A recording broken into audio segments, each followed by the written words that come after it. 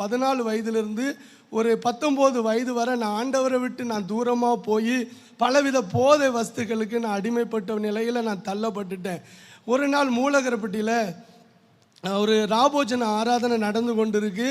அந்த ஸ்தோத்திர ஞானஸ்தானத்துக்கு ஒப்பு கொடுக்குறவங்க அந்த ராபோஜன ஆராதனையில் முன்னால் இருக்கிறாங்க. இந்த ஞானஸ்தானம் எடுக்காதவங்க பின்னால் இருந்து கொண்டு இருக்கிறாங்க. நான் பின்னால் போய் நான் நிற்கும்போது எனக்குள்ள ஒரு உணர்வு வருது. நம்ம செய்கிறதெல்லாம் நம்ம தப்பு. நம்ம ஏசப்பாவை சின்ன வயதிலிருந்தே அறிஞ்சிருக்கோம். ஏன் நம்ம இப்படி நடக்கிறோம், ஏன் இப்படி வாழ்கிறோம், அம்மாவை வேதனைப்படுத்துகிறேன்னு கஷ்டப்படுத்துகிறேன்னு ஏசப்பான்னு சொல்லி எனக்குள்ள ஒரு உணர்வு வந்து ஏங்கி ஏங்கி ஏங்கி அழ ஆரம்பித்தேன்.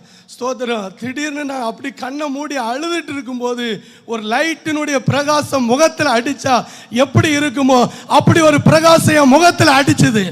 அடித்த உடனே என்னை விட்டு கருப்பாக என்னை விட்டு போனது போல இருந்தது. பெண்கள் ஆண்கள் சைடில் வந்து அப்படியே நான் விழுந்து கிடந்திருக்கேன். எந்திரிச்சு பார்த்தா எனக்குள்ள ஒரு பெரிய சந்தோஷம், ஒரு பெரிய சமாதானம். இது 2002 ஜனவரி மாதத்தில் கர்த்தர் என்னை தொட்டார், என்னை சந்தித்தார், என்னை ரட்சித்தார்.